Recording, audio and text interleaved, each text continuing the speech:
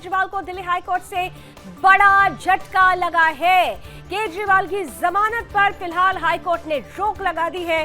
High court में सुनवाई पूरी होने तक जमानत पर रोक लगी रहेगी। सुनवाई होने तक निचली अदालत के आदेश पर दिल्ली हाईकोर्ट ने स्टे लगा दिया है। आज तिहाड़ जेल से केजरीवाल की जमानत पर इस बीच सस्पेंस बना हुआ है। केजरीवाल की जमानत को दरअसल ईडी ने चुनौती दी थी। याद होगा आपको कि कल ही निचली अदालत ने केजरीवाल को जमानत दी थी, लेकिन ईडी ने इसके खिलाफ हाईकोर्ट का दरवाजा खटखटाया और आखिरकार हाईकोर्ट की तरफ से निचली अदालत के फैसले पर स्टे लगा दिया गया है, रोक लगा दिया गया है। और ऐसे में अब केजरीवाल की तिहाड़ जेल से जमानत को लेकर सस्पेंस एक बार फिर से बरकरार है। केजरीवाल की जमानत को ईडी ने चुनौती दी थी हाईकोर्ट में और इसके बाद जमानत पर हाईकोर्ट ने रोक लगाई है। ये कहा है कि हाईकोर्ट में सुनवाई पूरी होने तक जमानत पर रोक लगाई जाती है।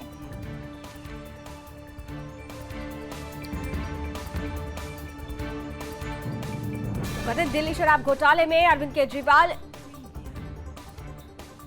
की जमानत को, जो निचली अदालत से कल जमानत मिली थी,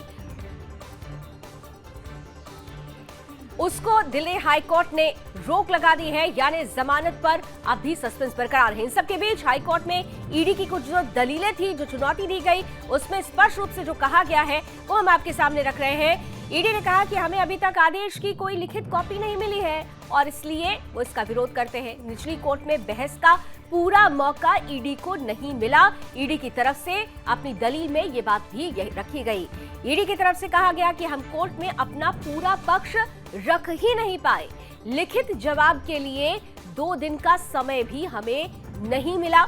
हमें अभी तक आदेश की लिखित कॉपी भी नहीं मिली है और इसी आधार पर दिल्ली हाईकोर्ट की तरफ से केजरीवाल की जमानत पर स्टे लगा दिया गया है, रोक लगा दी गई है, क्योंकि ईडी अपनी दलीलों में स्पष्ट रूप से कह रही थी कि उन्हें अपना पक्ष रखने का पूरा मौका ही नहीं मिला।